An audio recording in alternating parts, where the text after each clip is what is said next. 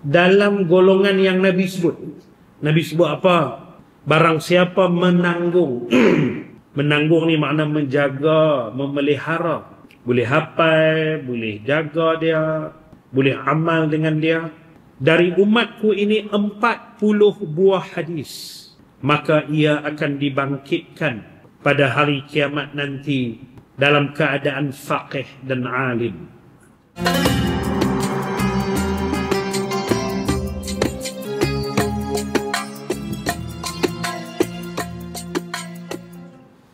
Assalamualaikum warahmatullahi wabarakatuh. Bismillahirrahmanirrahim. Alhamdulillahi rabbil alamin. Wassalatu wassalamu ala ashrafil anbiya'i wal mursalin wa ala alihi wa sahbihi ajma'in.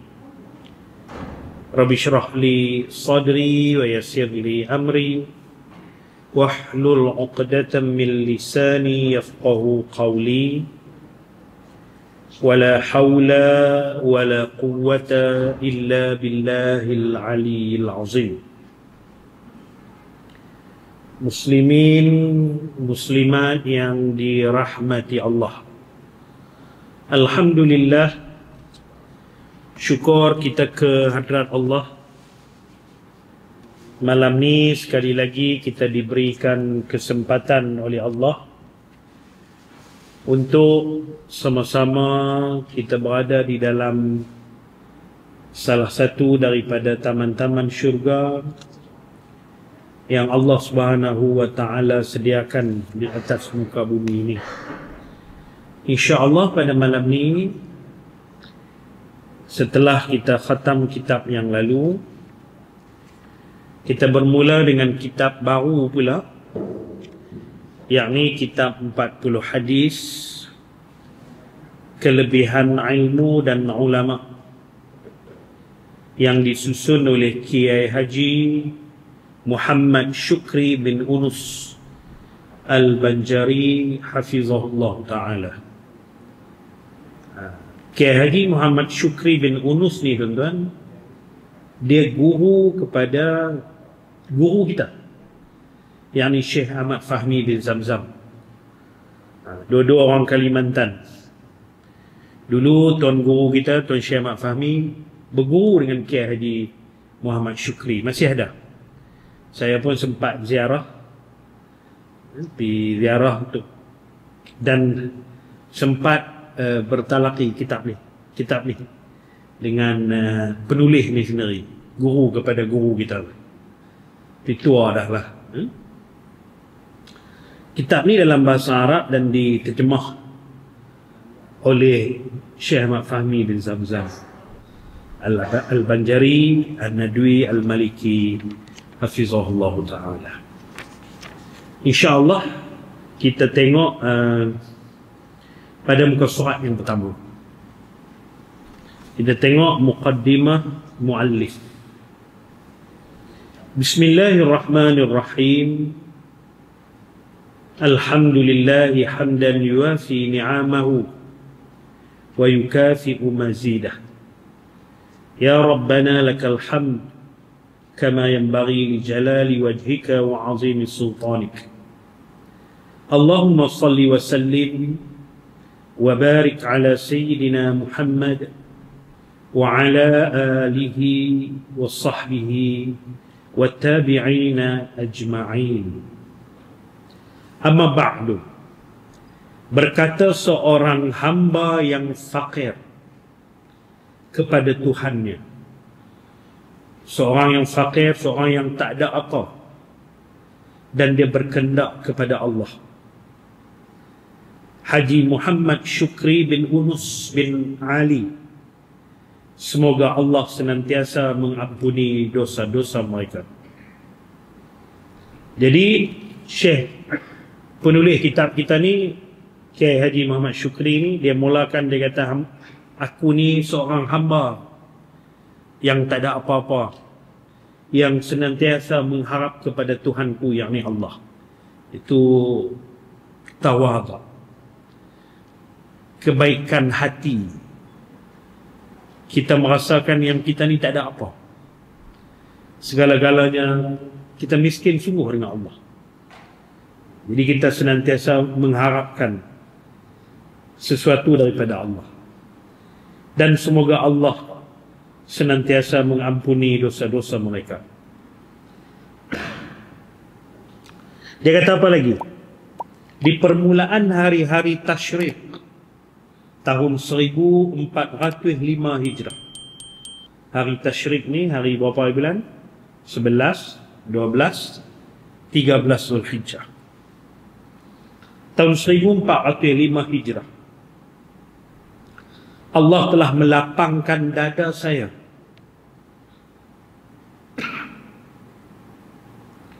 untuk mengumpulkan 40 hadis yang membicarakan tentang ilmu. Jadi Syekh kitab kita kata, ni kitab ni Allah lah yang melapangkan dada saya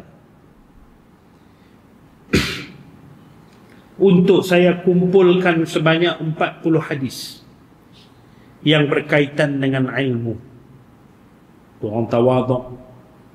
Mana kalau bahasa kitab Senmak ni, aku yang boleh tulis bahasa kita lah. Aku yang boleh tulis kitab ni, Allah lah yang melapangkan dadaku. Macam itulah. Maka saya pun menjadi sibuk pada hari-hari Tasyrik itu. Dengan yang demikian itu, sehingga apabila selesai saya dari mengumpulkan hadis-hadis itu, maka saya beri nama kitab itu dengan nama 40 hadis kelebihan ilmu dan ulama. Saya berharap agar Allah menjadikan saya termasuk dalam golongan orang yang disebut oleh Rasulullah sallallahu alaihi wasallam dalam sabdaannya, man hamala min ummati arba'ina hadisan ba'asahu Allahu yawmal qiyamati faqihan aliman. Rawahu Ibnu Adi. Dia kata harap-haraplah dengan aku menyusun kitab ni, saya susun kitab ni, saya termasuk dalam golongan yang Nabi sebut. Nabi sebut apa? Barang siapa menanggung menanggung ni makna menjaga, memelihara, boleh hafal, boleh jaga dia, boleh amal dengan dia, dari umatku ini 40 buah hadis, maka ia akan dibangkitkan pada hari kiamat nanti dalam keadaan faqih dan alim. Nabi bagi janji orang-orang yang boleh menghafaz, menjaga, beramal dengan 40 hadis, 40 buah hadis, maka pada hari kiamat nanti dibangkitkan dalam golongan orang-orang yang faqih, orang yang faham kepada ilmu, dan orang yang mengetahui, alim tentang ilmu. Dan lagi sabda Nabi sallallahu alaihi wasallam, man hafiza ala ummati 40 hadisan min sunnati adkhaltuhu yawmal qiyamati fi syafa'ati. Barang siapa memeliharakan bagi umatku 40 buah hadis dari sunnahku, yakni meriwayatkan kepada mereka dengan menyebut sanad dan mukharrijnya, mai daripada mana hadis-hadis ni, nescaya aku masukkan akan dia di dalam syafaatku. Jadi dia kata moga-moga duk susun hadis ni termasuklah dalam golongan yang diberi jaminan oleh Rasulullah, orang yang dapat syafaat dari orang yang memelihara 40 buah hadis Nabi sallallahu alaihi wasallam. Hadis ni sahih. Hadis yang kita baca sebelum tadi hadis yang dhaif. Maka sudah pasti orang yang mengumpulkan 40 buah hadis, ia sentiasa berada dalam kemaafan dan keampunan Allah.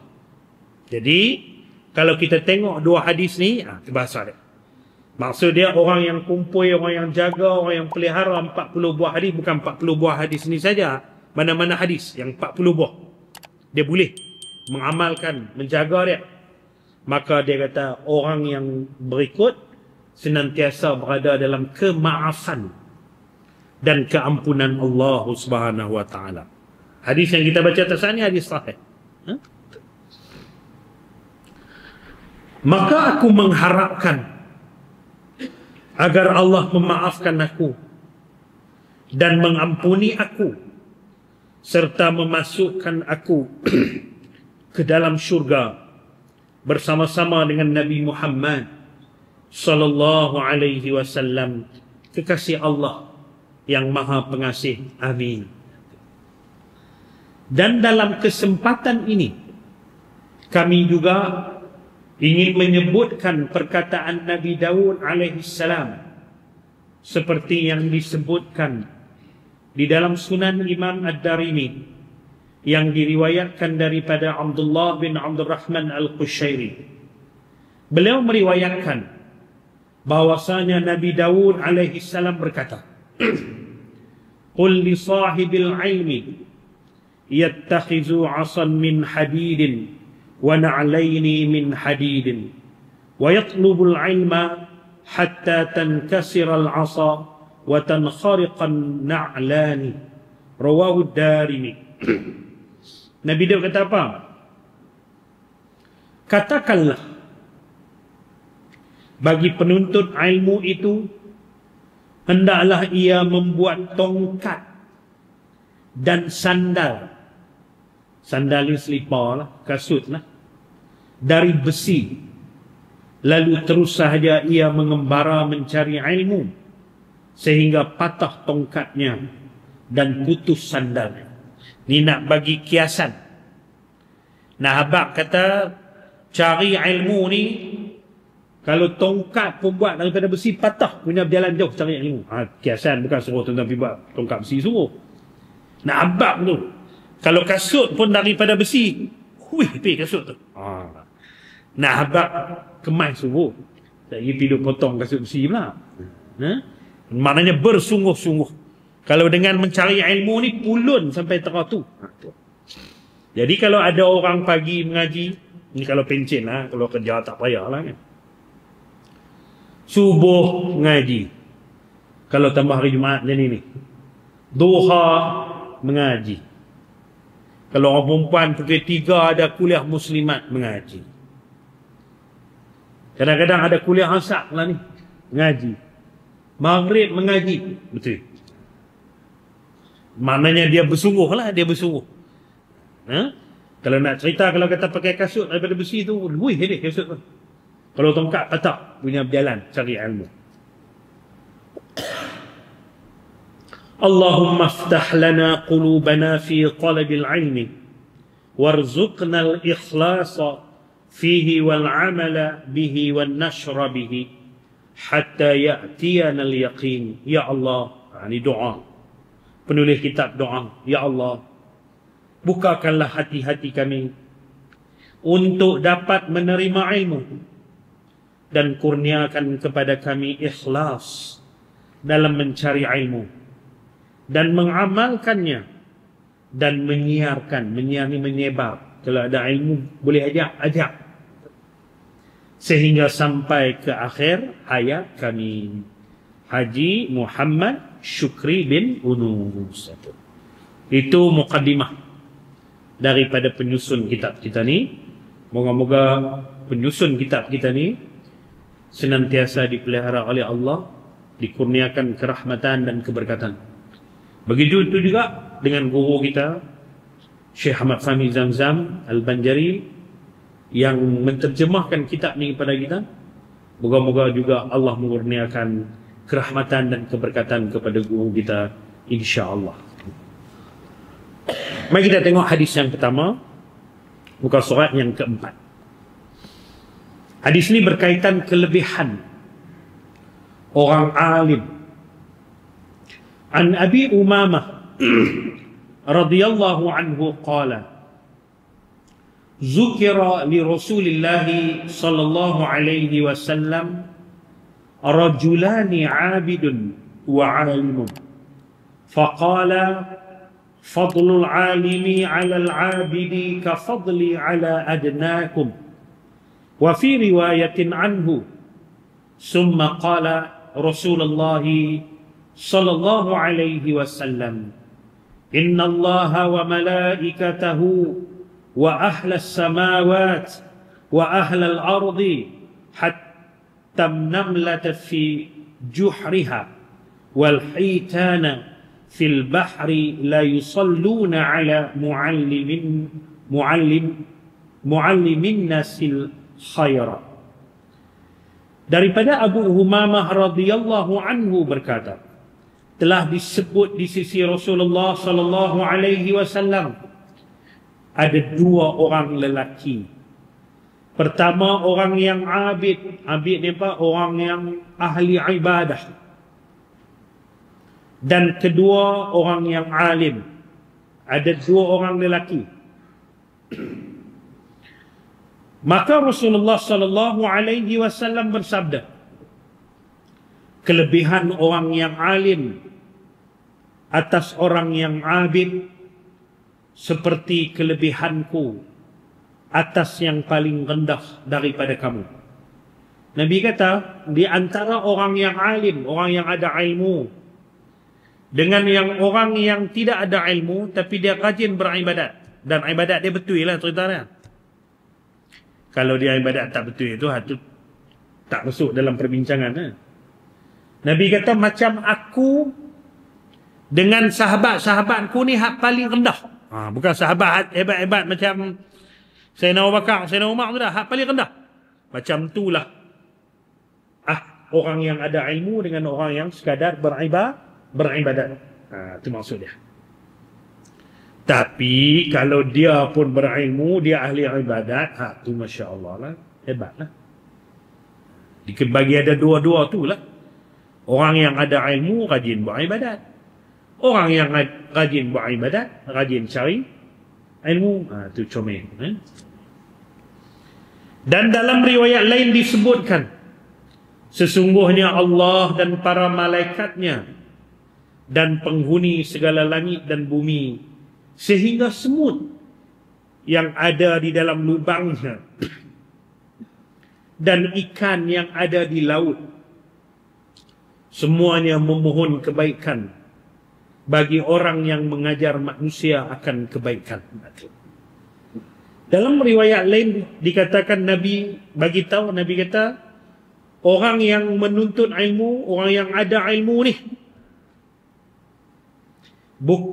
seluruh makhluk Allah, seluruh makhluk Allah, termasuklah semut, makhluk kecil itu semut, dan juga ikan yang duduk dalam laut tu, yang senantiasa mendoakan. Doa apa? Doa supaya orang yang mengajak orang buat kebaikan ni diberikan kebaikan.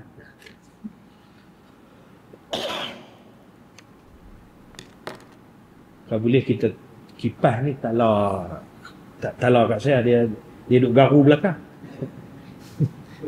Tak tutup tapi talar kot tu. Dia.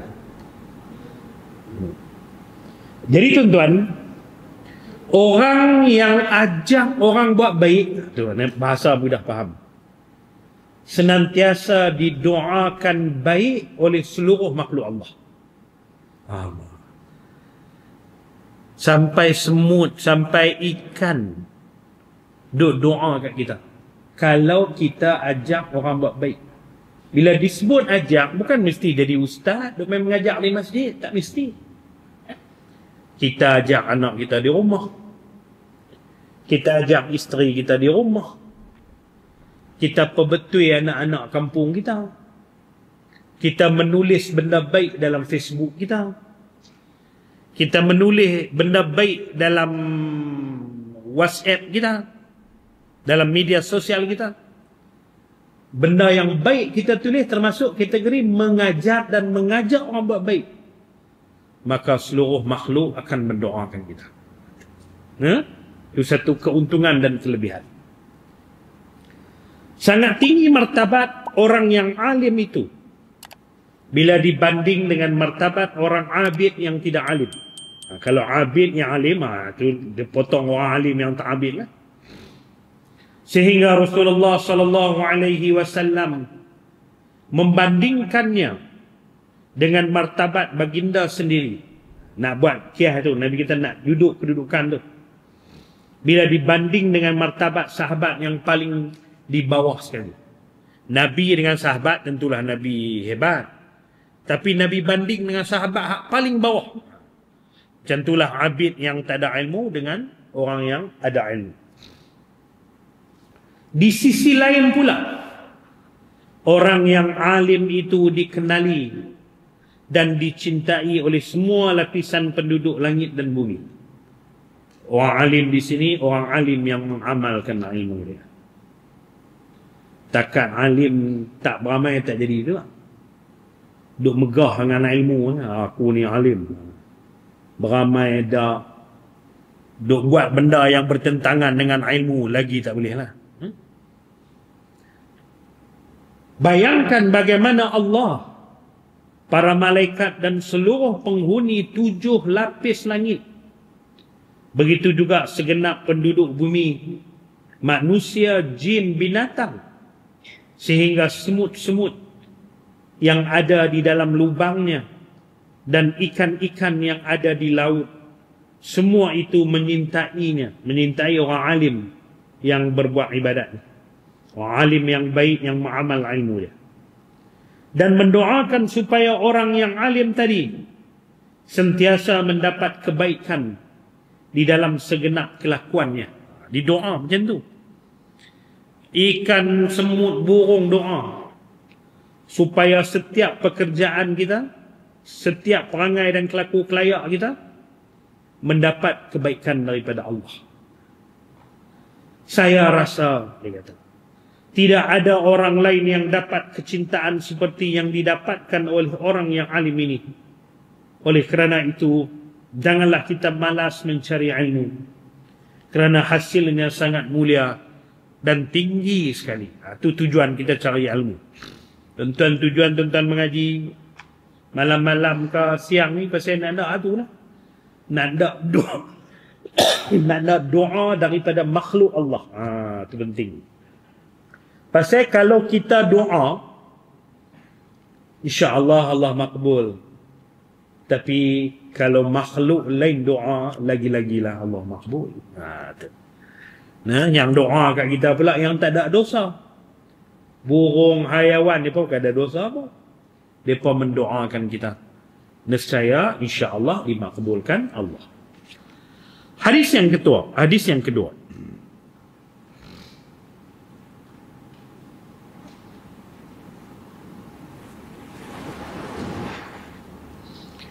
Hadis yang kedua berkaitan dengan kehebatan orang yang alim, orang yang ada ilmu. An Ibn Abbas radhiyallahu anhuma qala qala Rasulullah sallallahu alaihi wasallam faqihun wahidun ashaddu 'ala asy-syaitani min alfi 'abidin. Hadis riwayat Tirmizi dan Ibnu Majah. Daripada Abdullah bin Abbas. Abdullah bin Abbas ni juga dikenali dengan Ibnu Abbas, sepupu Nabi. Radhiyallahu anhuma berkata, telah bersabda Rasulullah sallallahu alaihi wasallam, seorang yang alim itu lebih kuat pengaruhnya atas syaitan daripada 1000 abid yang tidak alim. Nabi kata, antara orang alim dengan abid yang tidak alim. Kalau abid yang alim cerita lain. Ni abid yang tidak alim. Syaitan lebih takut kepada had alim tadi. Alim tadi. Orang yang alim itu sangat ditakuti oleh syaitan. Kerana si alim itu tahu cara untuk melawan godaan syaitan. Nah, itu yang syaitan takut. Pasal dia ada ilmu. Macam tuan-tuan lah. Tuan-tuan yang mengaji ada ilmu. Bukan mesti tuan-tuan ada lulusan mana. Tuan-tuan mengaji itu insya-Allah alim. Tuan-tuan mengetahui. Ya. Tuan-tuan tahu macam mana syaitan duk kacau kita. Macam mana cara kita nak tepih syaitan bila kita duk mengaji. Ya. Dan dapat pula si alim itu memberi bimbingan kepada orang lain. Bila dia ada ilmu, dia boleh habaq kat orang. Supaya ia selamat dari godaan syaitan. Bahkan si alim itu dapat pula menyelamatkan orang-orang yang telah disesatkan oleh syaitan. Jadi syaitan sangat takut kepada si alim kerana dia dapat memelihara dirinya dan memberikan bimbingan kepada orang lain. Sebab tu manusia yang hebat di sisi Allah ialah manusia yang dapat memberi manfaat kepada orang lain.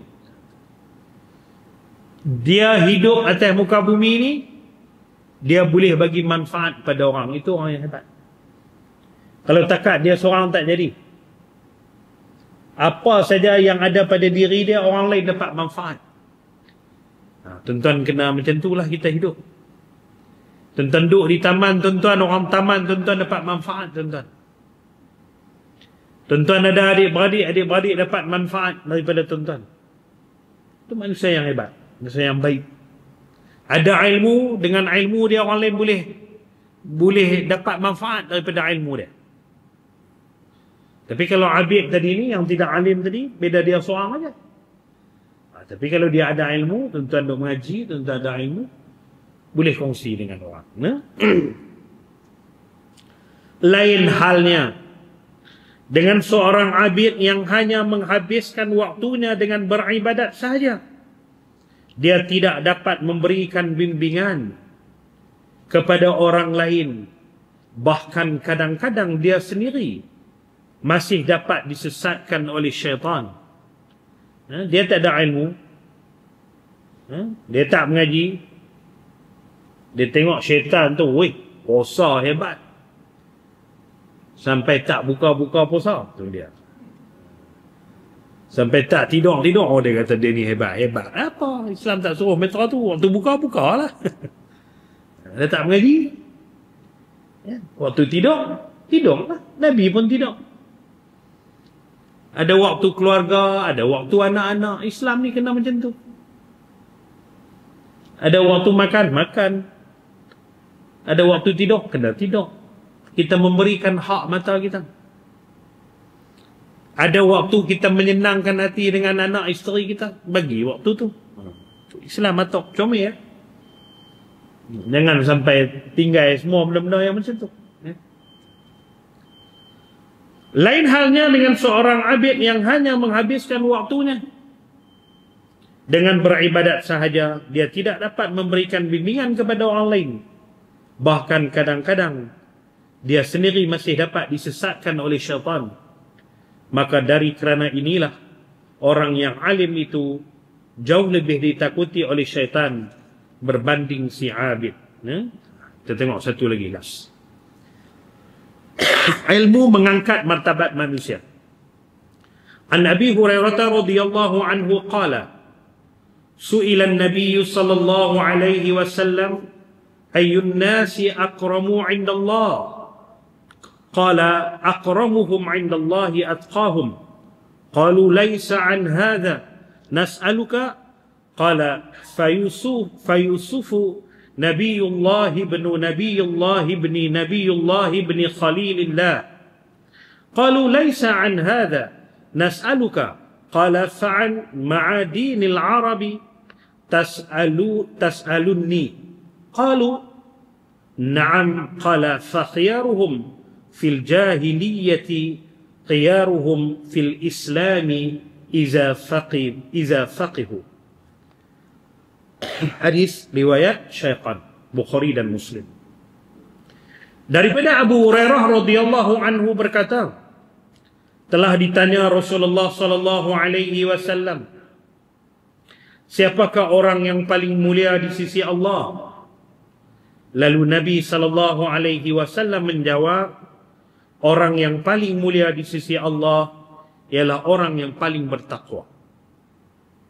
Seterusnya mereka berkata lagi, bukan ini yang kami tanya. Lalu Nabi menjawab pula, kalau begitu, mungkin yang kamu maksudkan itu Nabi Yusuf alaihissalam. Kerana baginda adalah seorang Nabi, anak seorang Nabi, anak seorang Nabi, anak kekasih Allah. Maksudnya Nabi Yusuf bin Yaqub Nabi, bin Ishaq Nabi, bin Ibrahim Nabi.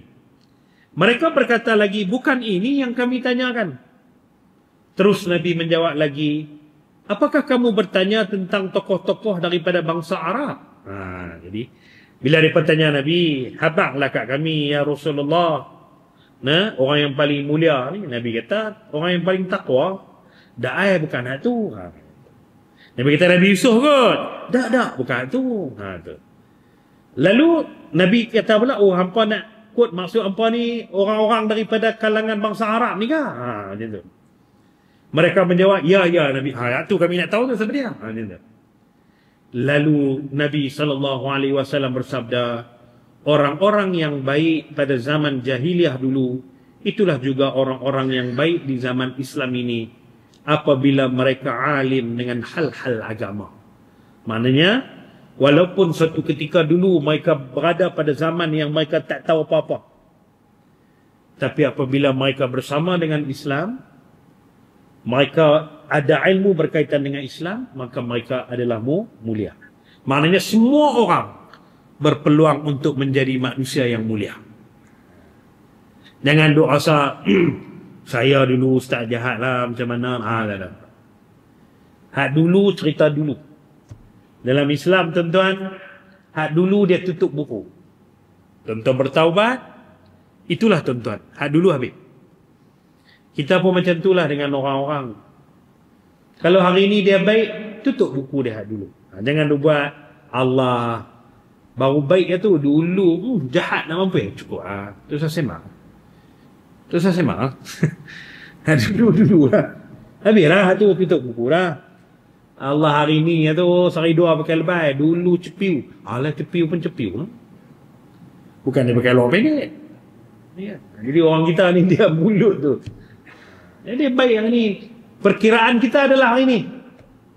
Dan seseorang tu kita nak tahu dia hebat tak hebat bila dia mati. Kalau takat hidup lah tak tahu lagi. Saya pun tak tahu, tuan-tuan pun tak tahu. Nak tahu dia ketika dia mati. Macam mana mati dia? Mati dia baik-baik lah insya-Allah. Lah ni tak tahu lagi. Kita tengok nakai-nakai hari ni. Ke depan kita tak tahu. Mungkin dia lebih baik daripada kita. Cuma perbuatan nakai dia hari ni kena kata nakai lah. Itu memang kena kata. Tak boleh kata baik. Tapi kita tak tahu penghujung dia. Allahu'alam. Kita tak tahu. Ramai orang kita parti macam tu lah. Sesungguhnya ilmu itu telah mengangkat martabat siapa yang memilikinya. Walaupun dulu dia berada zaman jahiliah. Tapi bila dia berada pada jalan Islam dan dia ada ilmu, dia mulia. Barang siapa punya ilmu, pasti tinggi martabatnya. Walau dia masih muda. Atau dia daripada keturunan orang yang miskin. Ilmu ni dia tak kira. Dia duduk kat siapa, mulialah kawan tu. Sebaliknya orang yang tidak berilmu itu martabatnya rendah. Walaupun ia keturunan orang bangsawan. Atau keturunan orang kaya. Cuma orang kita ni, dia bukan tak tahu orang tu tak cerdik, tapi pasal dia ada kepentingan. Kadang-kadang hak cadang tu orang kaya. Bukan semua orang kaya macam tu. Kita nak cerita orang kaya tak cerdik ni. Kaya cerdik pun banyak. Ni tak cerita tu. Ni cerita hak dia kaya, ada kuasa. Cadangan dia tu tak betul pun. Tapi tang sokong nombor satu. Kawan tu baru cadang. Tak sebut lagi apa cadangan. Sokong lah. Saya mencadangkan. Saya sokong. Tak cadang ni. Tak cadang pun sokong. Pasal faham sokong. Dia ada ni. Sokong ni. Orang pun tahu dia kena cadangan tu teruk. Tapi oleh kerana ada kepentingan. Tapi kalau dia memang orang yang ada ilmu, dia dimuliakan. Itulah dunia kita hari ini. Dan dia yang ada kuasa, yang ada duit, yang buat salah pun kira betul. Dia kata, nah inilah ilmu yang menentukan tinggi atau rendahnya martabat seseorang. Bukan harta atau keturunan. Jadi insya-Allah tuan-tuan, ilmu dia duduk pada seseorang menjadi mulia. Seseorang tu tak kira keturunan dia, tak kira sejarah lampau dia. Yang tu sejarah lampau tak dia ambil kira. Tu habis. Hadis yang keempat, muka surat 10, orang alim itu hidupnya berkat, yang insya-Allah kita sambung pada bulan depan. Allah. Ada apa-apa tuan-tuan nak tambahkan? Kalau tak ada, kita tangguh dengan tasbih kafarah dan salatul asbah. Bismillahirrahmanirrahim. Wal 'asri innal insana lafi khusr illa allazina amanu wa 'amilus salihati wa tawasaw bil haqq wa tawasaw bis sabr. Assalamualaikum warahmatullahi wabarakatuh.